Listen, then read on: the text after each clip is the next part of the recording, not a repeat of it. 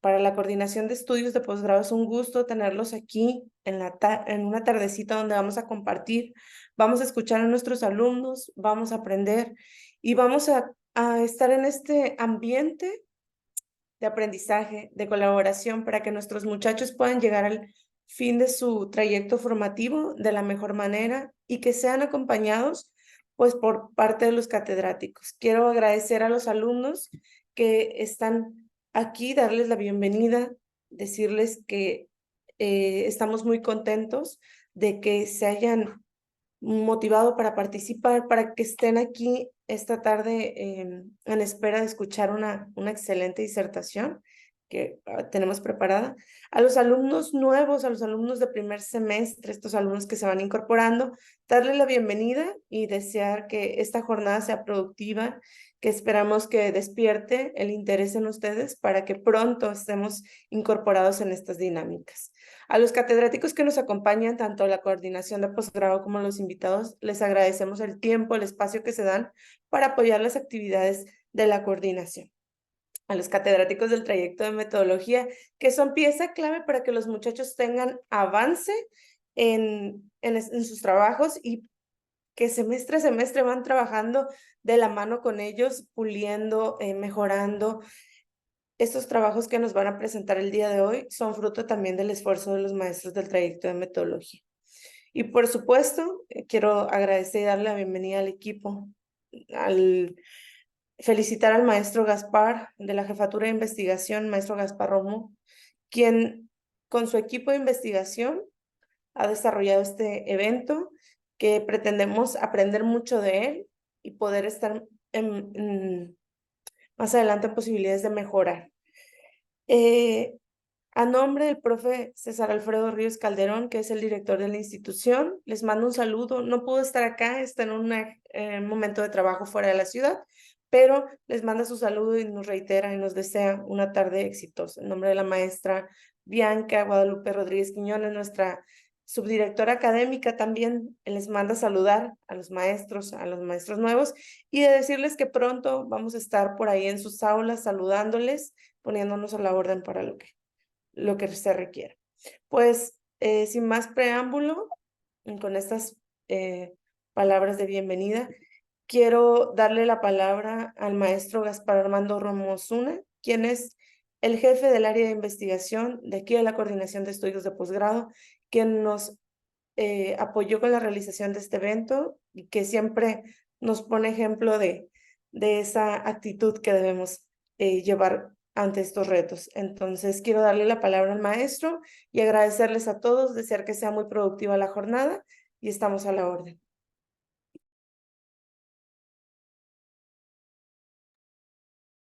Muchísimas gracias, maestra Elba, compañeros maestros y maestras que el día de hoy nos acompañan.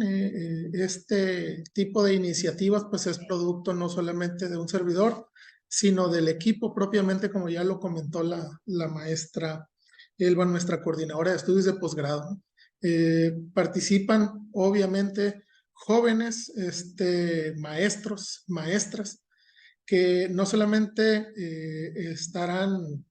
están en cuarto semestre, sino también se han abierto las invitaciones a los compañeros que cursan el primer semestre en nuestros programas de maestría, ¿no? Ciencias de la educación, con sus 3 terminales y en este caso que estamos de manteles largos iniciando con un programa nuevo de maestría en cultura de la investigación e innovación educativa. Agradecer la participación de quienes hoy nos acompañan, de quienes nos apoyarán en lo que viene siendo en cada una de las salas, sobre todo quienes estarán como comentaristas, quienes estarán también participando como moderadores y de igual manera tendremos algunos compañeros, compañeras de posgrado que han sido invitados de honor a cada una de las salas.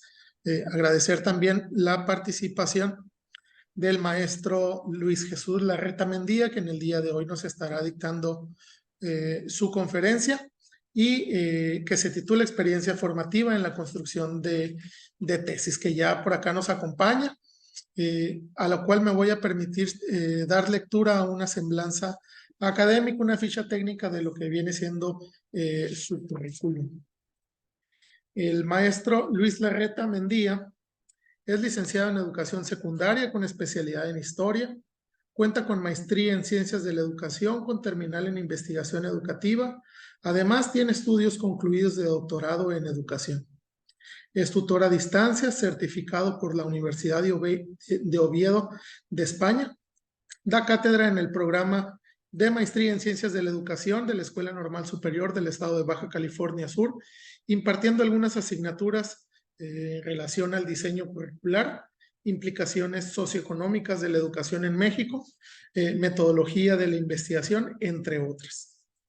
Actualmente labora como subdirector en la Escuela Secundaria Técnica número 19 en Los Cabos.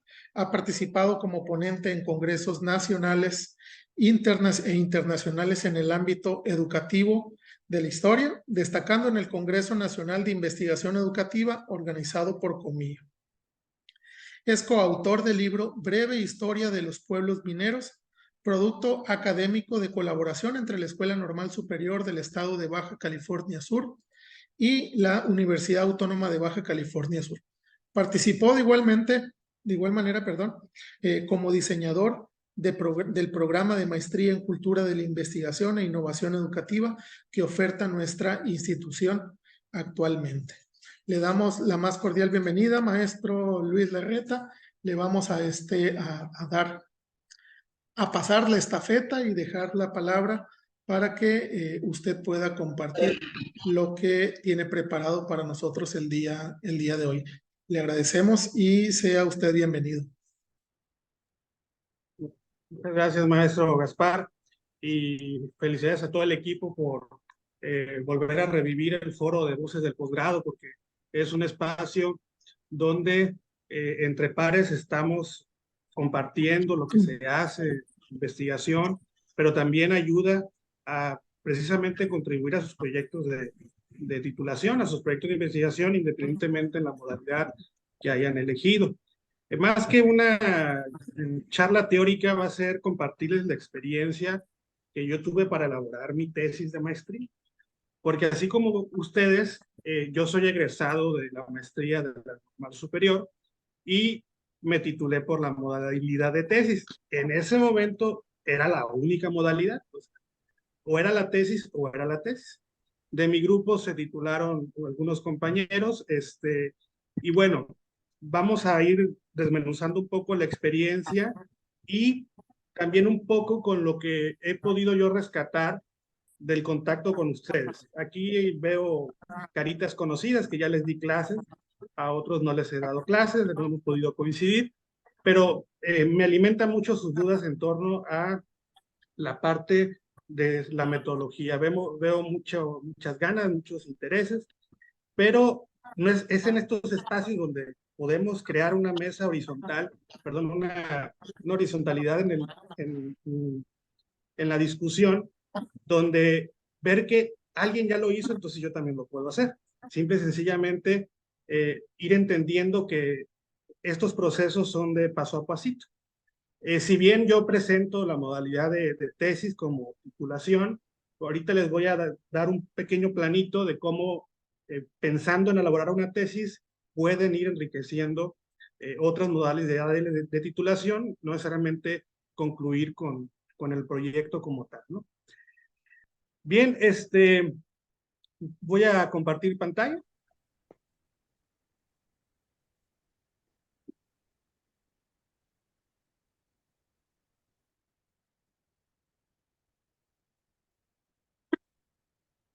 Bien. Hasta ahorita todo bien.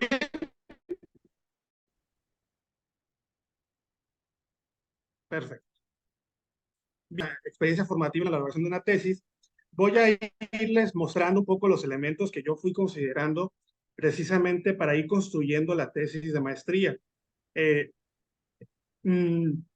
Ciertos elementos que yo pude utilizar y que la tesis por sí sola fue un proceso formativo. O sea, no era eso solamente con fines administrativos, con fines de titulación, sino que el elaborar la tesis me acercó más a los elementos de metodología y a conocer obviamente más del tema problema que yo elegí trabajar. Pero en sí solo, yo cuando egreso de la maestría, yo digo, si no me titulo al año, ya no me titulo. Entonces, me puse como meta el avance que ya tenía, pulirlo, trabajarlo, y pues afortunadamente cumplimos con las fechas establecidas. Y bueno, pero para mí fue todo un año de autoformación, y junto con mi asesor, que es el doctor Mario Ayala, que trabajó en posgrado muchos años en la normal superior, fue incluso coordinador del posgrado de la normal. De la mano de él fuimos construyendo lo que hoy es pues mi proyecto de investigación de maestría, que es el que les quiero compartir el día de hoy. Lo que les digo cuando estamos asesorando proyectos de investigación, es que la elección del tema, pues sí, es un momento muy importante, porque yo pasé por 3, 4 temas hasta que elegí con el que me quedé, que fue la práctica de los alumnos normalistas en condiciones reales de trabajo. Y ahorita les digo por qué fue esa razón. Hay que entender que no es lo mismo tema y problema. Puedo tener un tema como la práctica docente, pero yo ocupaba de limitar y encontrar qué era lo que quería buscar yo de eso. Esto es el famoso anteproyecto o proyecto de investigación, donde empezamos a formular el planteamiento del problema, formulamos algunos propósitos, algunos objetivos, algunas preguntas de investigación, algunas hipótesis, dependiendo del corte de su investigación, si es cualitativa o si es cuantitativa. Y bueno, vamos bosquejando ahora sí lo que realmente quiero encontrar. No es lo mismo hablar, por ejemplo, de las competencias educativas o las competencias docentes en general, sino qué quiero saber de las competencias docentes, cómo lo trabajan, cómo lo desarrollan o cómo se logran configurarlas en las escuelas normales, en educación básica, de las educadoras, del maestro de primaria. Les vamos identificando y vamos apuntalando hacia un problema. Investigación o intervenir, ese es otro de los vaivenes que tenemos cuando iniciamos, porque obviamente llegamos con tantas ganas de querer mejorar las cosas, porque vemos que hay ausencias, hay áreas de oportunidad en el sistema educativo, en muchos de sus componentes, desde el aspecto didáctico en las aulas, desde el aspecto del trabajo colegiado, desde el aspecto de la participación de los padres de familia, etcétera, etcétera. Pero sí tenemos que tener claridad si qué es lo que queremos hacer, porque tanto una como la otra es válida y tiene sus propios métodos. Investigación, conocer a profundidad un tema, ya por sí solo genera una contribución al campo de conocimiento. Nuestra investigación lo que va a buscar, y de lo que están trabajando, debe contribuir a esas 2, 3 líneas o 2, 3 renglones que no existen de algún tema. Por ejemplo, el uso de las TIC frente a los nuevos escenarios educativos, la participación de los padres de familia en tal comunidad, en una comunidad rural, en una comunidad semiurbana, etcétera, etcétera. Entonces, conocer a profundidad, o quiero intervenir, quiero mejorar algo, quiero desarrollar la comprensión lectora de mis estudiantes, quiero desarrollar el trabajo colegiado del cuerpo docente de la primaria Venustiano Carranza, entonces las dos son válidas y las dos tienen su cauce, pero sí es importante que desde un inicio definamos qué es lo que queremos hacer, profundizar o intervenir. Para intervenir también implica profundizar en el tema, porque no puedo yo intervenir de algo que no sé. Por lo tanto, pero sí es importante que se tenga claro desde la elección del tema. No lo puse ahí, pero no se preocupen tanto por titular de momento su proyecto. Los detiene mucho. Yo acabo de trabajar con un grupo que intentan poner un título rimbombante a su proyecto de investigación, un título original, pero al final nosotros los asesores hacemos la corrección de estilo del título, o hacemos un trabajo colegiado entre los asesores y vamos viendo qué características van a tener los títulos. Obviamente debe tener las categorías, es decir, los conceptos principales de su investigación, pero ahorita no hay que preocuparse, por ejemplo, los que están iniciando con los proyectos, en elegir el título que ya va a quedar. Ahora, el tercer punto sí es muy necesario que lo tengan muy claro. Transitar por un tema del cual se conozca lo necesario. no lo suficiente, no que sean expertos, pero sí un tema en el cual ustedes conozcan dónde buscar información, cuáles son los autores líderes de esos temas, qué más puedo yo conocer, o sea, de dónde puedo ir jalando el hilo para poder ir conociendo más del tema, porque eso les va a permitir, obviamente, desarrollar de mejor manera la redacción de un objetivo, la redacción de una pregunta de investigación, la justificación, porque mientras más claridad tengan conceptual del tema, pues van a permitir entrar con mayor, con mayor con mayor ligereza a poder plantear lo que les comenté anteriormente. Yo en mi momento estaba pasando por muchos temas. Yo fui asesor de séptimo y octavo semestre, que es el último año del Plan 99, que ya está derogado, donde en los últimos 2 semestres se hacía lo que se denominaba, tal cual en los programas decía, condiciones reales de trabajo, que era la práctica intensiva. Entonces yo fui asesor en, no recuerdo si 7 o 8 ocasiones. Entonces estaba muy empapado con ese proceso de este salto del alumno normalista, del docente practicante, al docente ya en condiciones reales de trabajo. Y esto va relacionado mucho con el contexto de la escuela, la relación tutora, etcétera, etcétera, que lo voy a comentar más adelante. Entonces dije yo, pues este es mi tema. Y al final me quedé con esta línea de investigación. Cuando inició el área de investigación, tomé esa línea de generación y aplicación del conocimiento y elaboré productos precisamente que dieron inicio en esta investigación. Por lo cual mi sugerencia es que transiten por un tema del cual se conoce. Acabamos de asesorar un proyecto de investigación aplicada, bueno, hace un año, sobre el tema de inclusión. Yo tengo un concepto de inclusión, pero estos conceptos de inclusión son estos conceptos dinámicos que se van moviendo de manera temporal, pero muy en lo inmediato. Por lo tanto, yo le preguntaba al maestro, oye, bueno, ¿cuál es el concepto de inclusión que usted tiene? Y ya empezó a enlistarme, Entonces dije yo, por ahí va entonces. Pero tenía otro estudiante, por ejemplo, que quería hablar sobre el desarrollo del pensamiento matemático en segundo año de primaria, pero él realmente no tenía mucho conocimiento y dominio de la didáctica de las matemáticas en los niños. Su fuerte era la didáctica en el español.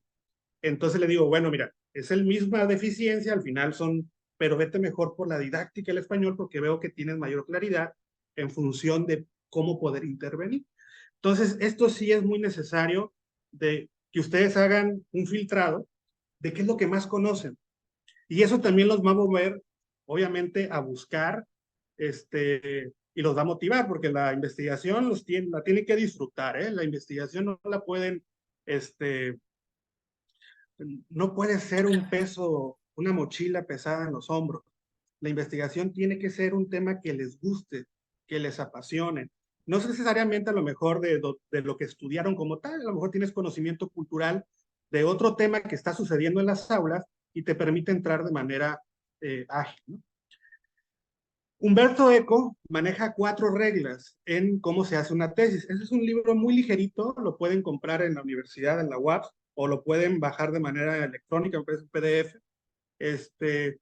y te da mucha luz, te quita muchos miedos. Y hay 4 reglas básicas que dice Humberto Eco de cómo se hace una tesis. Que el tema corresponda a los intereses, a sus lecturas, su mundo, su cultura. Era lo que les comentaba. Tenemos que entrar en algo que nos podamos sentir cómodos al seguir caminando y al seguir buscando información, datos, etc. No voy a hablar sobre tecnología educativa si no sé yo qué es tecnología educativa. Si yo no salgo nada más del PowerPoint y del Word. Entonces, no es mi mundo, no es mi cultura, entonces me va a ser difícil. Que las fuentes sean de fácil acceso, alcance físico, es decir, por ejemplo, si yo fui a observar practicantes, porque tenía la facilidad de poder entrar a las escuelas diario y poderlos ir a observar y entrevistar a las escuelas cuando estaban practicando. Entonces, para mí fue fácil acceder a la fuente, a los informantes, porque tenía obviamente el membrete de asesor de séptimo y octavo y podía entrar a las escuelas secundarias y platicar con los tutores, etcétera, etcétera. El tutor es el maestro de grupo que se convierte en el tutor cuando acepta un practicante. Que las fuentes a las que se recurra sean manejables, es decir, al alcance cultural, es decir, que yo pueda entender de manera teórica los autores, los conceptos. Si yo me meto a lo mejor en un tema de socioeconomía o de sociología como tal, pero me cuestan esos trabajos de ciencias sociales, de humanidades, lo mío es más las ciencias exactas, entonces me va a ser difícil encontrar autores y sobre todo en el manejo teórico y en la triangulación teórica, en la discusión, pues no voy a permitir. Entonces tiene que tener un alcance cultural, es decir, que yo lo pueda masticar y digerir y pueda generar argumentos propios y originales. 4, que el cuadro metodológico de la investigación esté al alcance de la experiencia del maestrante. Y esto me pasa, por ejemplo, cuando un asesorado dice, voy a plantear la técnica de la entrevista y voy a hacer mi guión de entrevista, pero tiene problemas o se le dificulta entablar una comunicación académica o una comunicación informal o formal con otro, porque le da miedo hacer la entrevista. Entonces, por ahí no nos vamos entonces.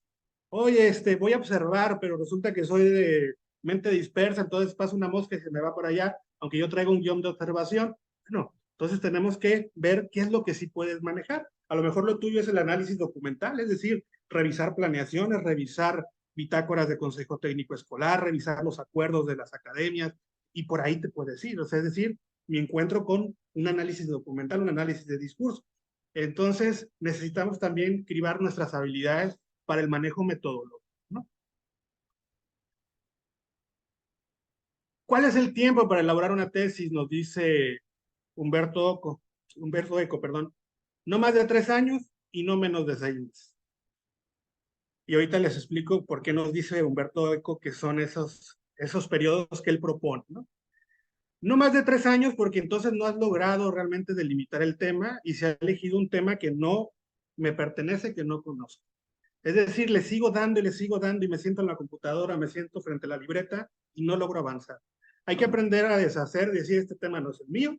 Incluso Humberto Eco dice en este libro que también es generoso que el asesor, al conocerte, te pueda proponer un tema.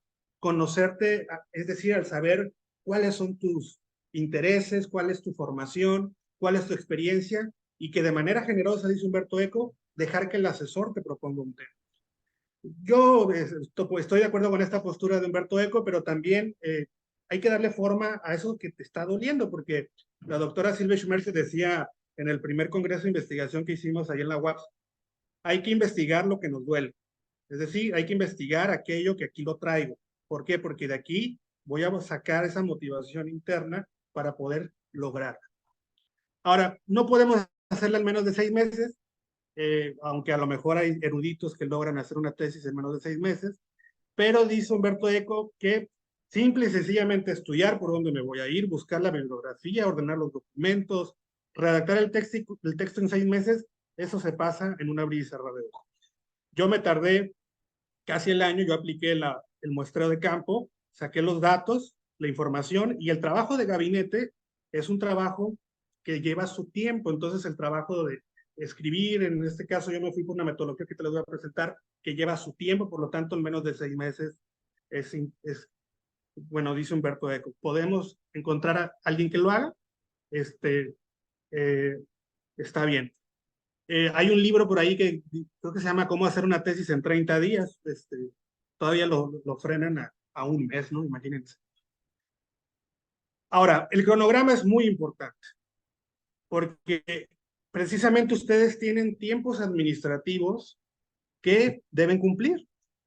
Por más que romántico que sea el tema, me gusta, lo quiero trabajar, es muy interesante, estoy con él, pero al final tienen un periodo que deben de cumplir. Por lo tanto, un cronograma que en ocasiones no lo hace el tesista, no lo hace, o el asesor no les exige hacer un cronograma. Esto es muy importante porque nos va dando luz. Obviamente es un cronograma que podemos ir modificando en función de las necesidades del mismo proyecto. Y más si es investigación cualitativa, pues se genera una especie de varios caminos donde no es paso a paso. La investigación cuantitativa sí tiene una serie de pasos a seguir, pero lo cualitativo nos permite regresar a las partes para poder moldear el todo, ¿no? Eso es lo interesante, pero es muy importante plantear nuestras metas, organizar nuestros tiempos.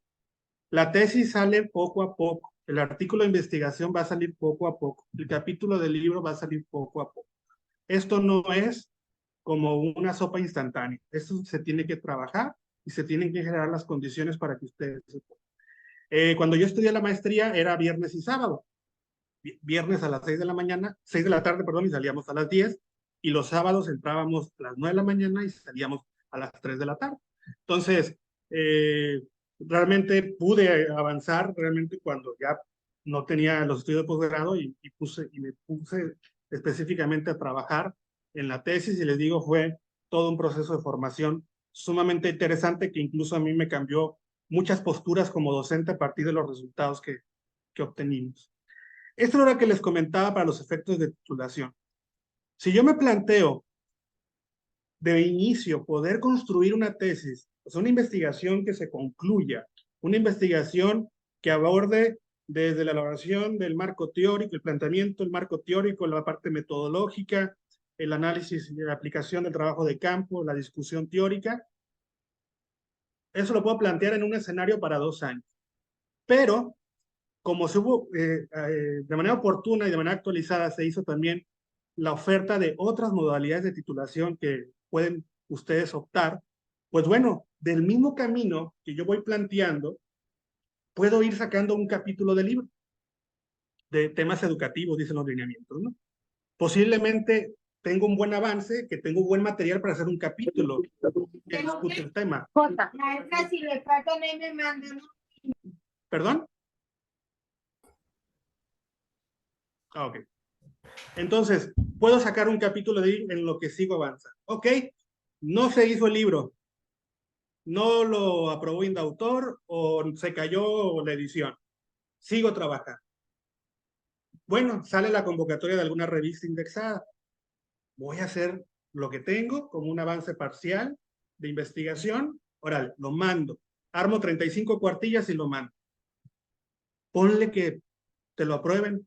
Son revisiones por lo regular doble ciego, es decir, las revisan dos revisores y se hace una revisión par. Si es 1-1, es decir, pasa, pues se va. Ahí depende de la metodología de la revista. Y ya con eso ya tienen y validan su título de maestría, igual con el capítulo del libro. Bueno, no voy a lograr concluir el trabajo de campo, pero voy a hacer el proyecto para en un momento posterior, en 2, 3 años, voy a aplicar el proyecto. Bueno, me voy por el seminario de investigación, pero sigo pensando en el mismo tema para elaborar una investigación concluida que se reporte como tesis, pero lo que yo avance me permite también ir jugando con las otras modalidades de titulación. Por eso yo digo que le piensen a lo alto, porque les va a permitir ir generando mayor producción para los demás, para otras opciones de titulación. Los apartados de la tesis que tienen los lineamientos de posgrados actuales es esta, son de 5 capítulos. Es el problema, donde ahí se aborda un marco teórico, o sea, se profundiza con los conceptos, y vienen ahí los apartados de objetivos, preguntas de investigación o hipótesis o supuestos, justificación, etcétera.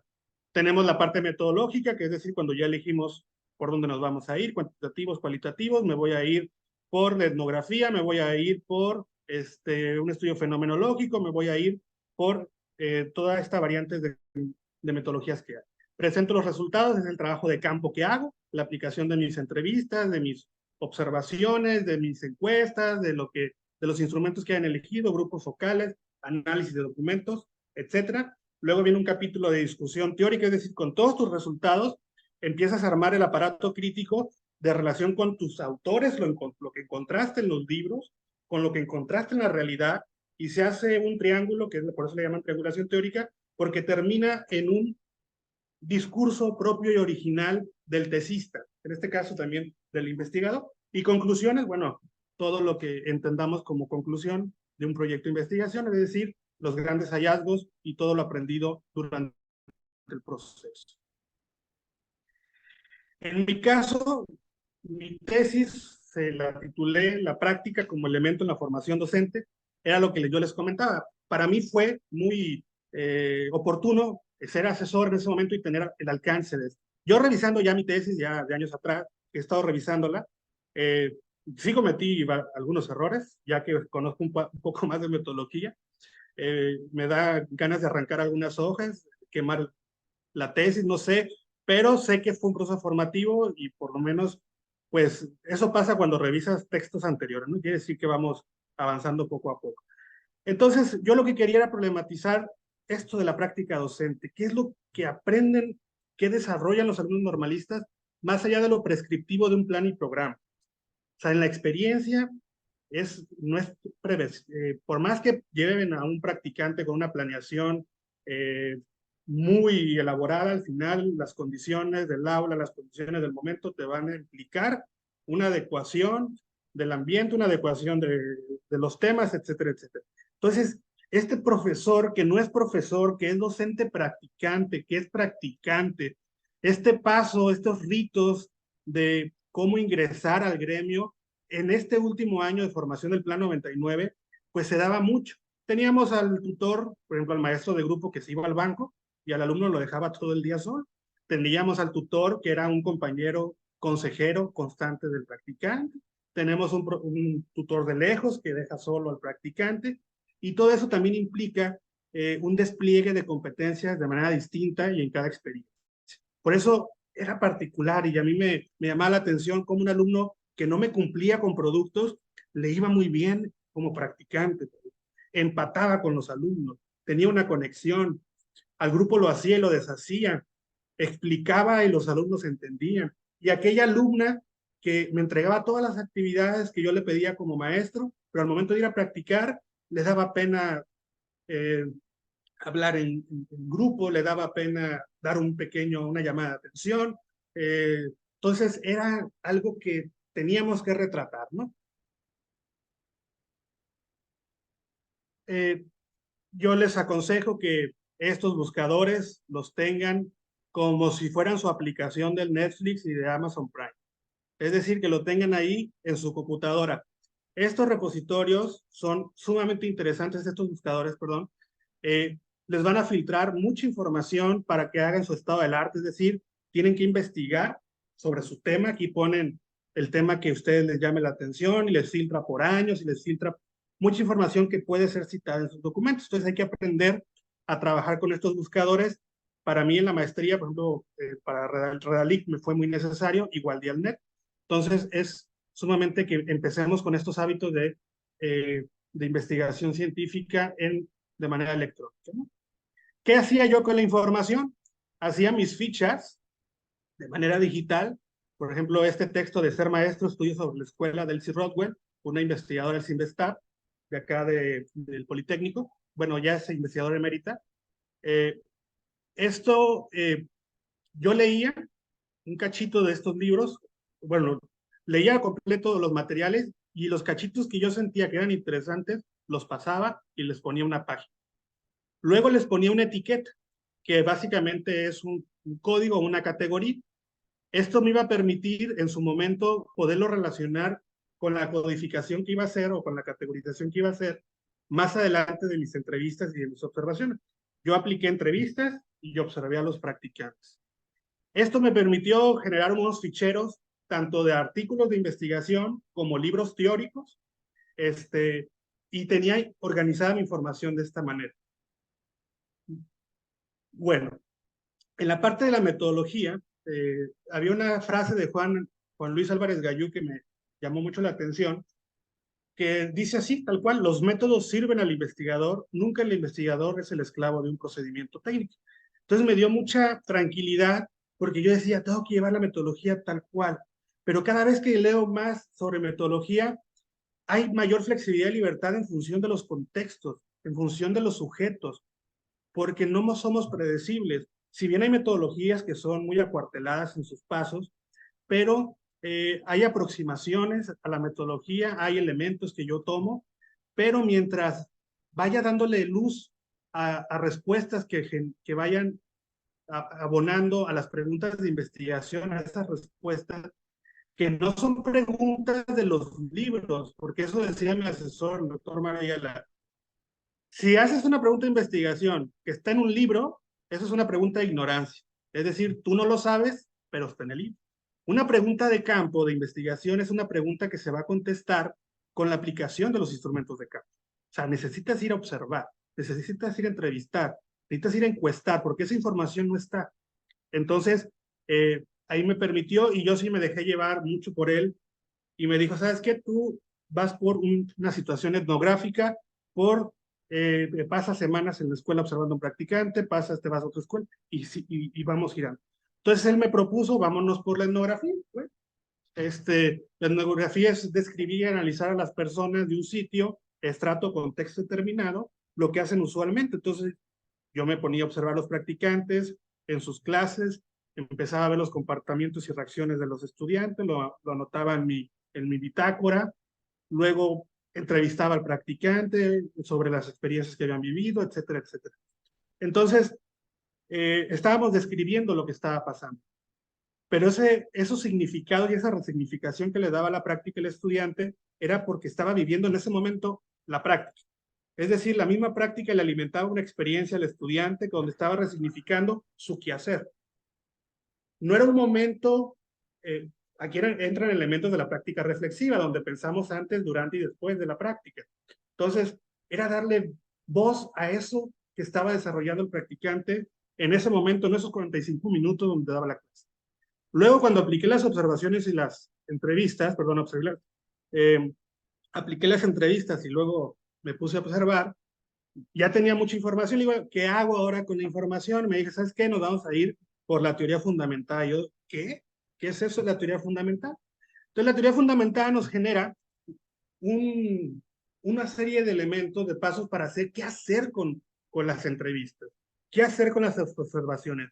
Eso siento que les da mucho miedo también, o les da cierta angustia de que no quieren pasar a lo otro. Prefiero mejor hacer un proyecto de investigación donde no aplique instrumentos porque no sé qué hacer con las entrevistas.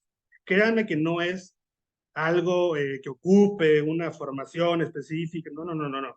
Aquí se ocupa tallerear y hacer. Aquí se aprende a nadar nadando, ¿sí? Aquí se aprende a categorizar categorizando, o sea, no hay de forma. Entonces, la teoría fundamental nos da una serie de elementos de codificación que le llaman ahí, donde nos permite ir generando categorías conceptuales de una entrevista, ponemos algunas anotaciones, algunas etiquetas.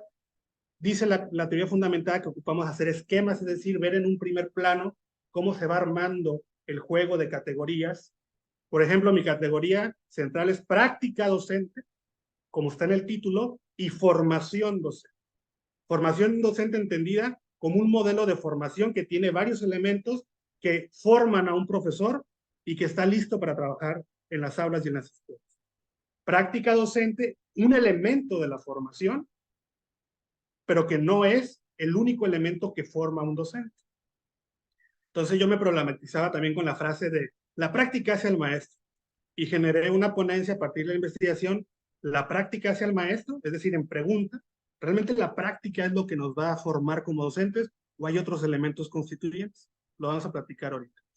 Y luego vamos delimitando y es muy interesante quien quiera saber categorizar a partir del análisis de discurso y qué hacer con eso, la teoría fundamental es un buen elemento.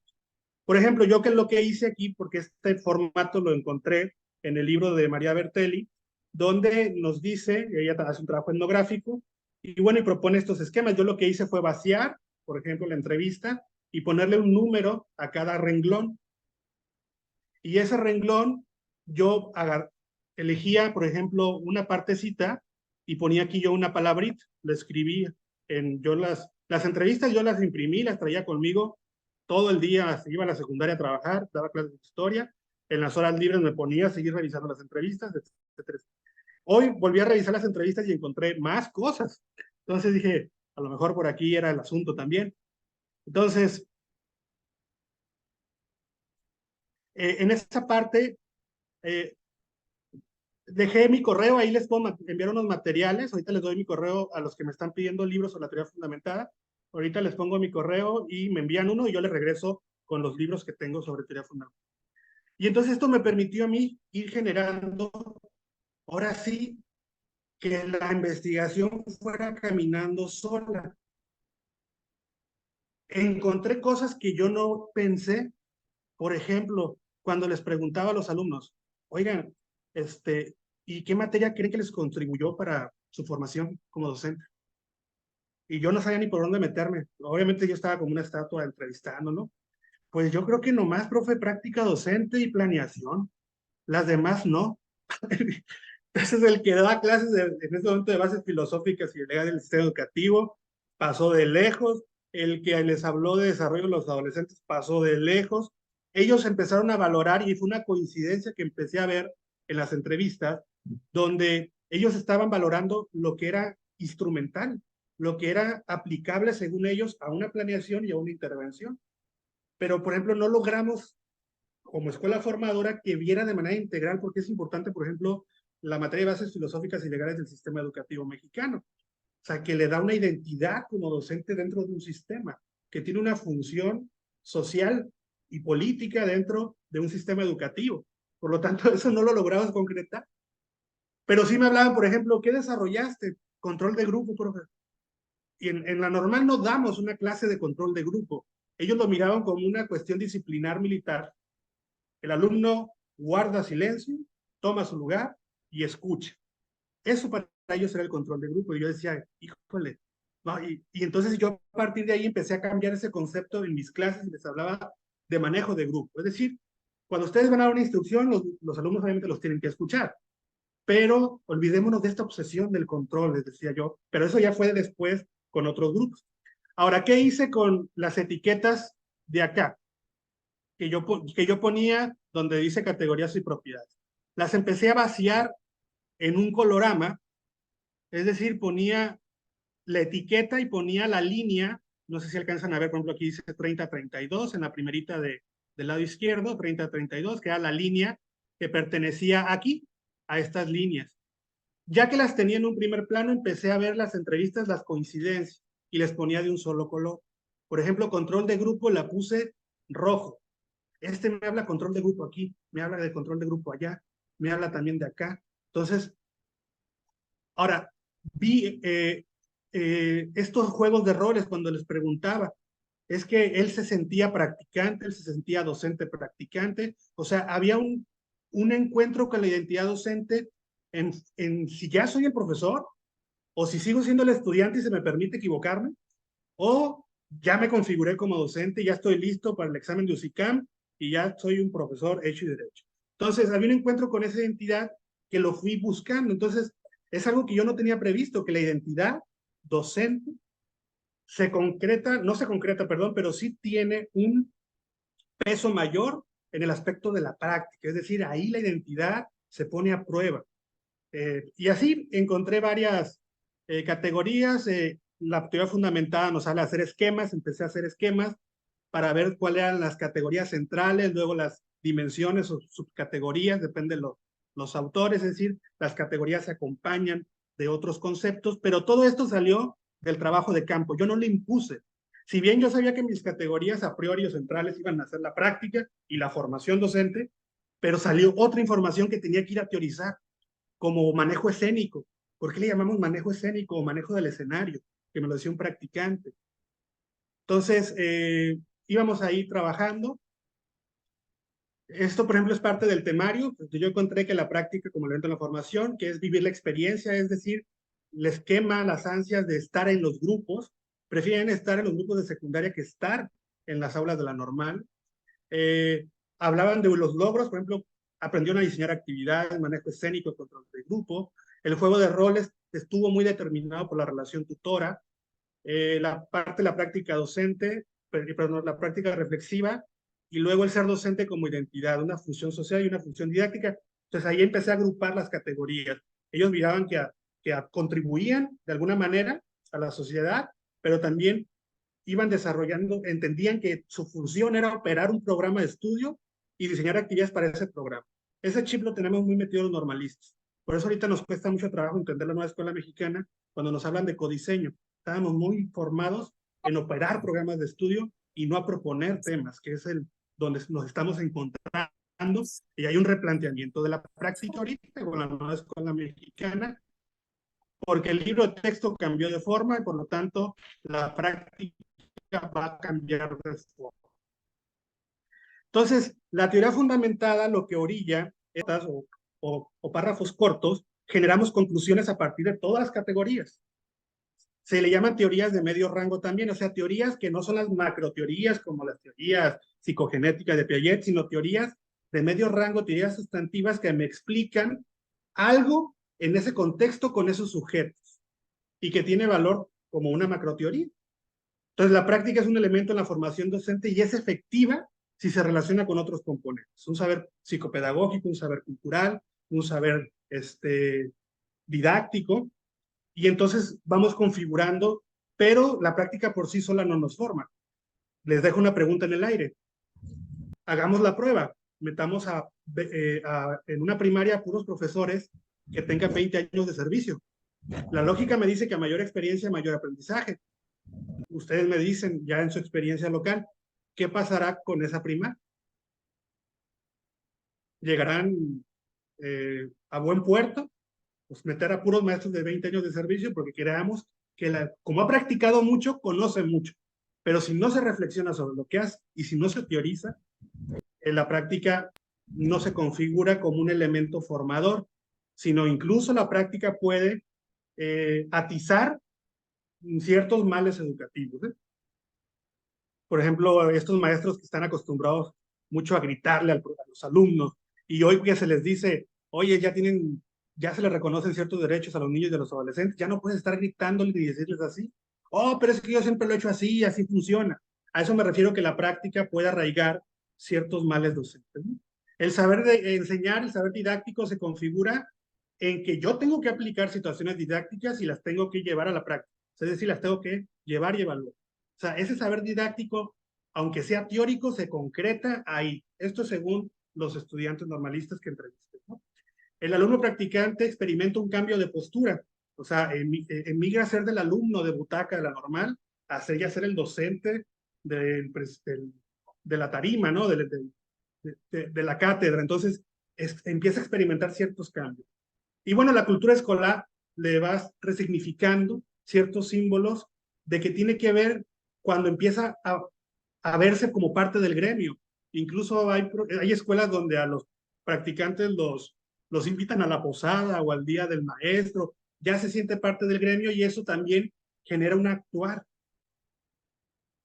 porque es una socialización con el docente ya titular y entonces yo me empiezo a dejar el uniforme, la normal superior de lado, ya ponerme ya las ropas del docente, ¿no? Y bueno, esta es la conclusión de las discusiones que le decía que lo presenté yo en el 5º capítulo. Y bueno, dice Humberto Eco, perdón, que hacer una tesis significa divertirse y la tesis es como el cerdo, dice. En ella todo tiene provecho. Si no, díganle a las carritas michoacanas que hacen con un cerdito. Entonces, ¿qué fue lo que hice? Empecé a evaluar lo que estaba haciendo. Entonces, mandé una ponencia al COMIE en el 2003, me la aprobaron. Participé en el foro de Hermosillo a partir del foro educativo, estos foros que organizó Chuaifed. Volví a participar en COMIE, ya con la parte de la configuración del ser docente, es decir, la parte de la identidad. Y participé en el Congreso La Normal con elementos de la misma investigación que hicimos. Y ya la última, ya la dejé por La Paz, la tesis, que presenté en CONICEN, otra relectura que le hice a la tesis, y hasta ahí pasó. Luego ya me fui con otro tema de investigación que tiene que ver con las escuelas normales, cuando estaban los congresos nacionales. Y para la tesis doctoral terminé yéndome también por la práctica docente, pero frente a los nuevos escenarios educativos. Yo asumí en mi supuesto hipotético que la práctica cambió después de la pandemia, que la práctica no puede ser igual después de regresamos y en marzo del 2020 quedamos igual. Hay una cosa que cambió tan sencillo como que ahora saludamos de puñito. Entonces, en la práctica también hay una resignificación y por lo tanto un actuar. Bueno, hasta aquí le dejo que el tiempo nos come, ¿no? Muchas gracias por su atención. Les voy a dejar en el chat mi correo para que me manden un correo y yo les comparto el material, ¿no? Muchísimas gracias, maestro Larreta, por su disertación, posición, dice el doctor Tito, y bueno, algunos más que están agradeciéndole su intervención. Maestro Larreta, si me permite, quisiera abrir el foro para algunas preguntas que tengan los muchachos. No podemos abrir muchos por cuestiones de tiempo, pero sí nos gustaría abrir para algún comentario, alguna pregunta. El espacio es para ustedes, chicos. Hay que aprovechar la experiencia aquí del maestro, que viene esta tarde con mucho gusto a compartir con nosotros de lo que él ha participado, de lo que él ha vivido en la realización de una tesis. Abrimos el espacio. Vamos a estar pendientes de las manitas.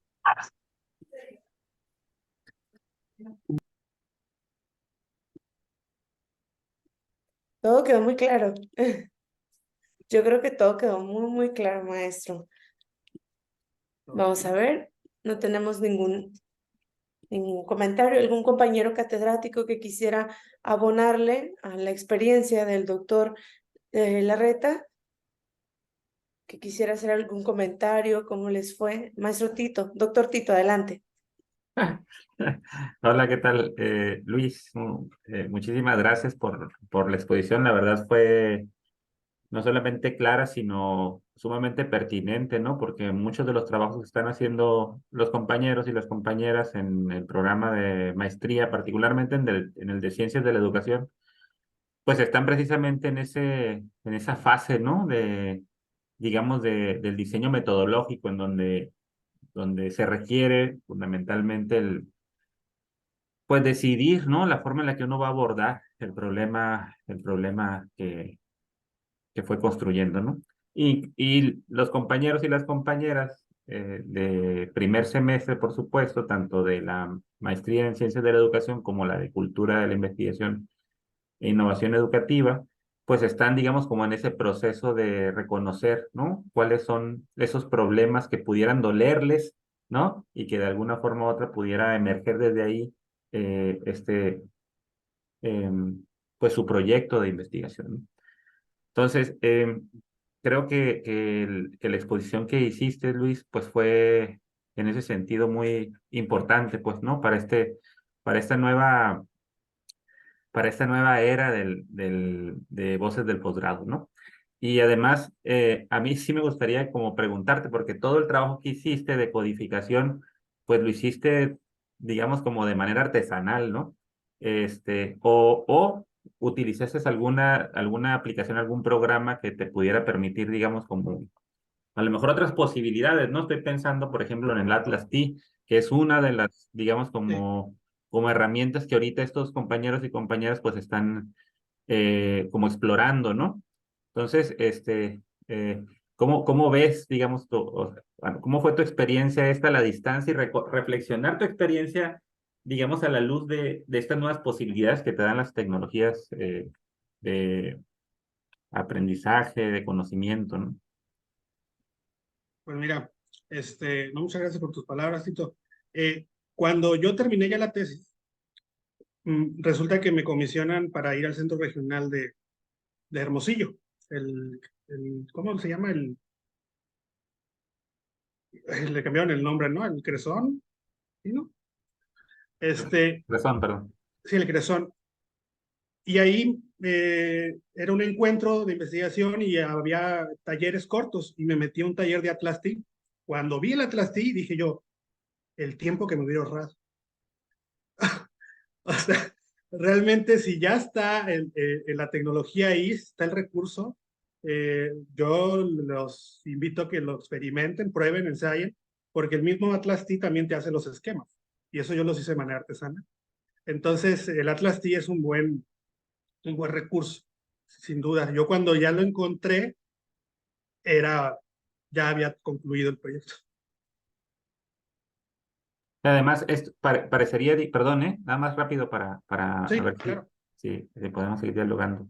O sea, esta necesidad, digamos, como de reconocer como un sujeto que toma decisiones y que en ese tomar decisiones como investigador o investigadora, pues requiere, digamos, como gestionar sus propios aprendizajes. Entonces, hay ocasiones en las cuales no estamos capacitados, las maestras y los maestros de los posgrados, o bien no, la currícula, no esas posibilidades de capacitación y de exploración, pues, ¿no?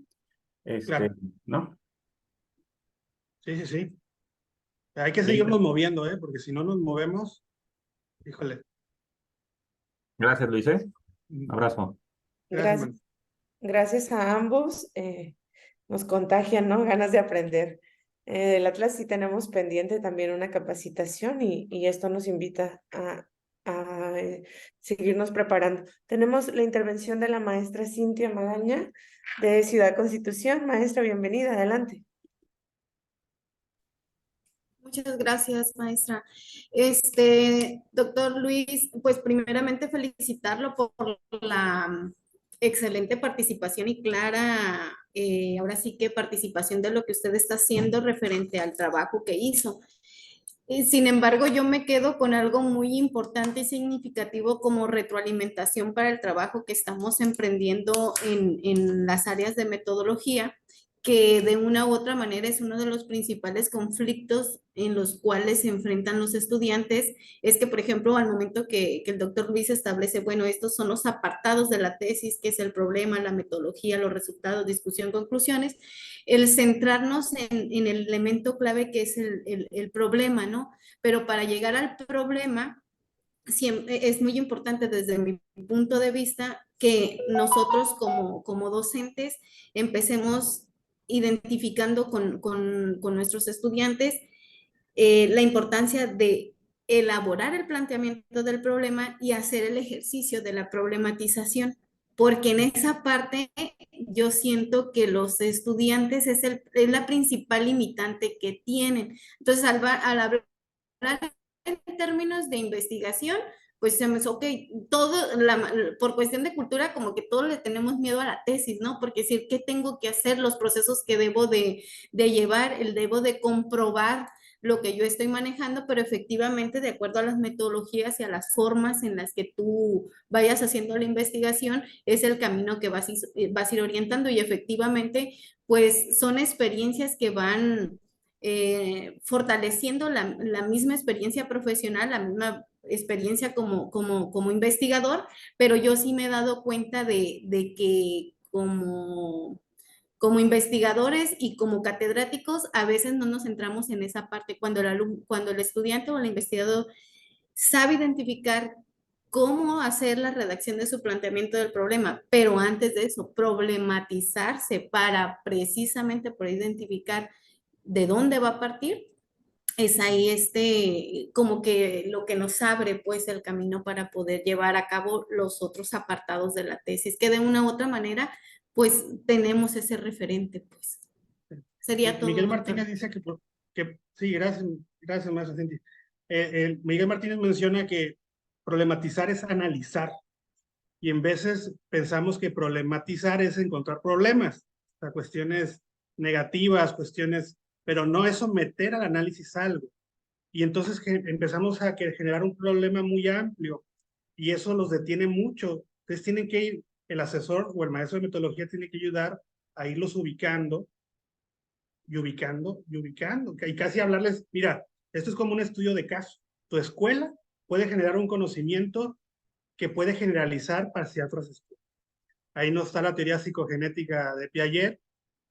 A ver, algún psicólogo, no recuerdo si son sus hijos o sus nietos, dos, y a partir de una muestra de dos sujetos, se generó toda una teoría que cambió el sistema educativo occidental. Entonces, hay que ir pensando en problemas locales, en problemas muy focalizados, y eso les va a ayudar mucho a eso que usted comenta, la problematización, el planteamiento, pero empiezan muy amplios.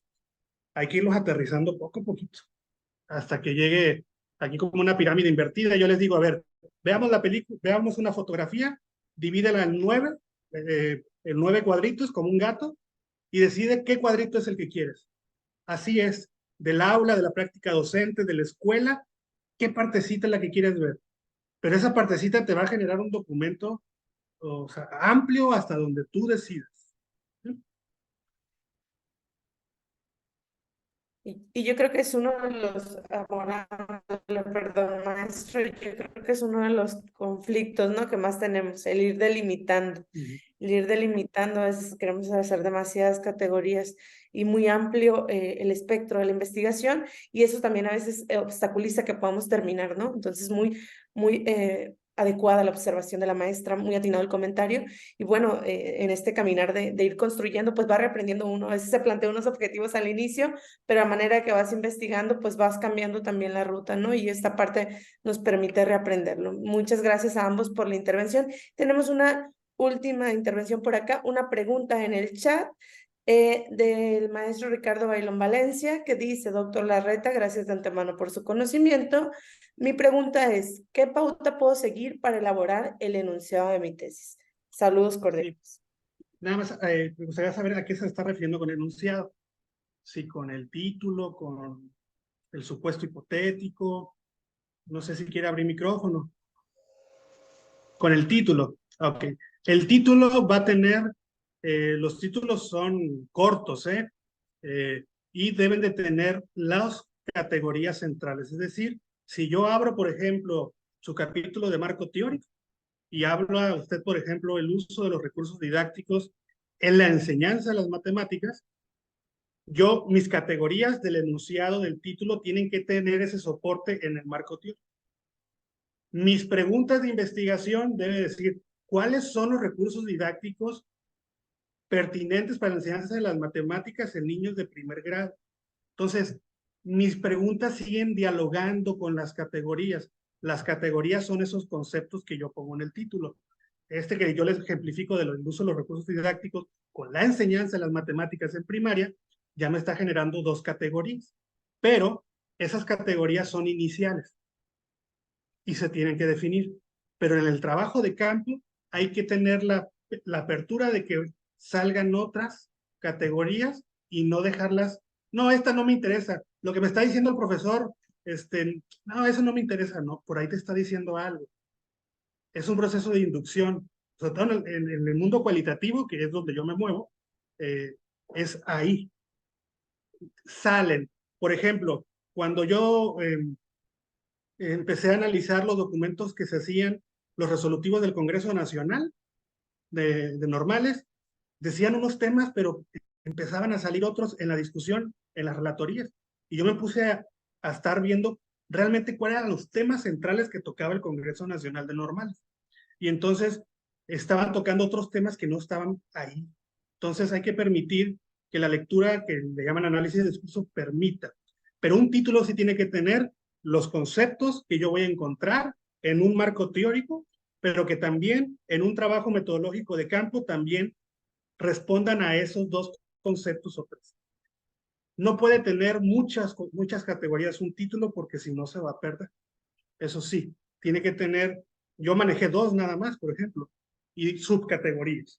Yo ubiqué dos grandes, la práctica docente y la formación docente. ¿Y cómo titulé mi tesis? La titulé al final con apoyo de mi asesor. Le vamos a poner, Luis, la práctica como elemento en la formación docente. Y ahí quedó el título. Él me dijo, no te preocupes por ahorita poner el título, eso lo hacemos al final. Y veo muchos que quieren ya titularlo desde el inicio, desde antes de plantear el problema. Ya quieren poner el título. Y que suene bonito, con 2 puntos o con coma. Entonces, o punto y coma. Entonces, no, ahorita llévesela tranquilas con los títulos, con los enunciados del título. Preocúpense más por los objetivos, por las preguntas de investigación y por plantear bien el problema. El planteamiento del problema se hace en una cuartilla, aunque lo aderecemos de algunas teorías, de alguna información. Pero el planteamiento del problema, cuando yo reviso, ¿dónde está el problema? Ah, está en este párrafo. Ahí lo redactó. Entonces, les digo, son cuestiones que uno va trabajando haciéndolo. No hay de otra. Nadie nació con habilidades para hacer trabajos de investigación. Esto es una cuestión de formación, de poco a poquito. Excelente, maestro. Pues muchísimas gracias. Y pues ya por acá tenemos 2 intervenciones de manera muy breve. Vamos a concluir, les vamos a dar oportunidad. Tenemos al maestro Pedro Mendoza con una pregunta. Dice: muchas felicidades, maestro. Una pregunta.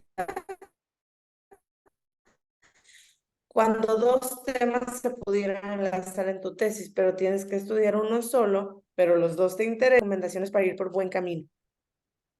Cuando tienes Bueno, 2 te interesan, pero no sabes cómo son decidirte. y son 2 temas que van por allá. O sea, hay que ubicar si ya tienen una conexión. Por ejemplo, como les decía, recursos didácticos con didácticas específicas de alguna asignatura. Obviamente sí, porque hay literatura de eso, pero si son dos temas muy locos, pues ahí hay que aprender a dejar ir uno. Esa es mi sugerencia. Dejen uno. Muy bien. Ahora sí, como si tienes dos posibilidades de comprar dos computadoras, ¿cuál te llena más? Y al final terminas comprando una o compran las dos. Bueno, al menos veo gente aquí que tiene mucho dinero, pero al final decides por una. Y vuelvo a lo mismo, fines prácticos. Por más romántico que sea el trabajar un tema que te guste, que te interese, que te emocione, pero tienes que titularte. No se les olvide. Cierren los ciclos. Y tengo compañeros, por ejemplo, de la secundaria donde, ay, y no me metí al seminario. Ay, profe, de haber sabido que usted trabaja en la normal, ya me hubiera metido. Pues le digo, pues órale. Y quedan como insatisfechos de tener una pasantía de maestría que no le genera puntos en el UCICAM, y otros compañeros que ya se titularon, gracias al seminario de la normal, ya están usando y gozando de los puntos de UCICAM. Por ejemplo, los fines prácticos no se les debe de olvidar. Eso es la parte fría de esto, pero hay que hacerlo. Luego podrán hacer investigación por gusto, como les digo, como yo me puse a hablar sobre las normales y los resolutivos que salían de los congresos nacionales. Eso ya lo hicimos por gusto, ya sin la presión de que me tengo que titular. Y presenté avances en 2 congresos de esa allá en el Congreso de San José del Cabo. Ahí presenté los avances de esa investigación. Bueno, ahí de paso nos dice el maestro que es un buen ensayo en nuestro Congreso Internacional de Investigación Educativa para practicar, ¿no? Es un buen escenario porque están en casa y bueno, Claro. próximamente les vamos a compartir información. De manera muy breve, maestra Carla, le vamos a dar el espacio a la catedrática, la maestra Carla María Gutiérrez, quien nos va a hacer una observación, una pregunta. Adelante, maestra. Muchas gracias, maestro. La verdad me parece muy interesante y muy valiosa su participación. Para los estudiantes que nos están escuchando, considero de suma importancia lo que dijo el maestro cuando hacía referencia a las materias, que a veces como estudiante o como maestro nos enfocamos mucho en la planeación, manejo de grupo, pero es bien importante considerar la filosofía como base de todos nuestros procesos. De hecho, no sé si conozcan algunos estudiantes la cuestión de filosofía de la ciencia como tal.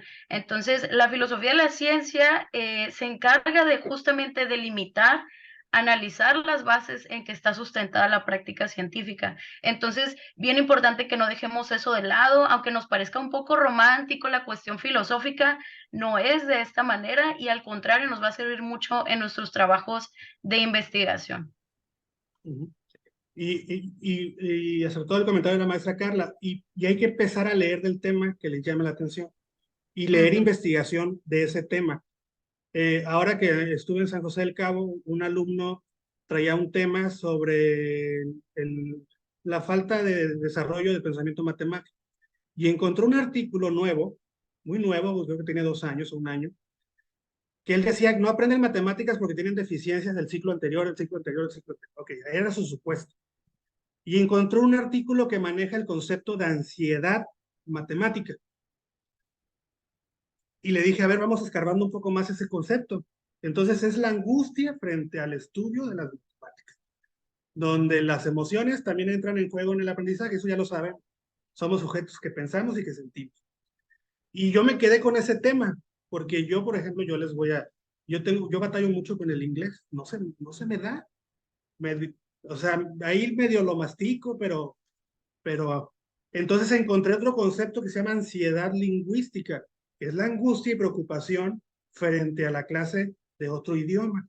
Entonces yo me bloqueo por una cuestión emocional, pero no quiere decir que no tenga la capacidad, sino y sencillamente que las emociones me arrastran, y en las matemáticas pasa algo también, es el profe no tan aceptado en las escuelas, el que tiene mayor reprobación, etcétera, etcétera, etcétera, ¿no? Entonces, sí hay una situación ahí que necesitamos aprender a leer para poder ir formulando y no quedarnos solamente en aspectos, como dice la maestra, didácticos. Ya hay otros temas emergentes que tienen que ver. El niño no aprende porque no le caigo bien. Hasta personalizamos los profes, ¿no? El niño aprende a lo mejor porque no ha comido. Su escuela pertenece a un contexto donde el niño llega sin comer, los papás no tienen dinero, y el que el niño no aprenda es por una cuestión ya de nutrimental, que me tocó asesorar un proyecto de investigación del seminario donde estaba hablando sobre nutrición y adolescentes de prepa. ¿Qué está pasando? ¿Cómo se están alimentando? ¿Y cómo afecta eso en su rendimiento escolar? O sea, no todo es cuestión didáctica, pedagógica, sino vamos abriendo. Hay unas estructuras que están al lado del sistema educativo, políticas, culturales, económicas, sociales. Muchas gracias, maestro. Pues voy a dar la palabra al maestro Gaspar Romo para que haga entrega de la constancia correspondiente. Muchísimas gracias por compartir con nosotros una charla muy pertinente y creo que también nos apoya a los chicos de primero que van ingresando, nos da un panorama, ¿no? Para la construcción de sus trabajos. Entonces, muy valiosa y por acá les proyecto la. Muchas gracias, maestra Yasmín. Me uno a las felicitaciones y el reconocimiento al maestro Luis Larreta, que nos ha compartido una excelente charla el día de hoy.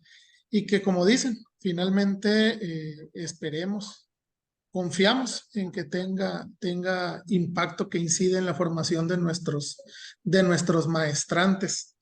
Y bueno, para dar paso a la entrega de esta constancia, me permito dar lectura a esta. La Escuela Normal Superior del Estado de Baja California Sur, profesor Enrique Estrada Lucero, a través de la Coordinación de Estudios de Posgrado, otorga la presente constancia a Luis Jesús Larreta Mendía por impartir la conferencia Experiencia formativa en la construcción de tesis. Esto en el marco de las actividades del cuarto foro Voces del Posgrado, bajo esta modalidad virtual, desarrollada el día de hoy, 20 de septiembre de 2023, firma al calce nuestro director, el maestro César Alfredo Ríos Calderón. Muchas, pero muchas gracias, maestro Larreta, y nuestro reconocimiento como siempre.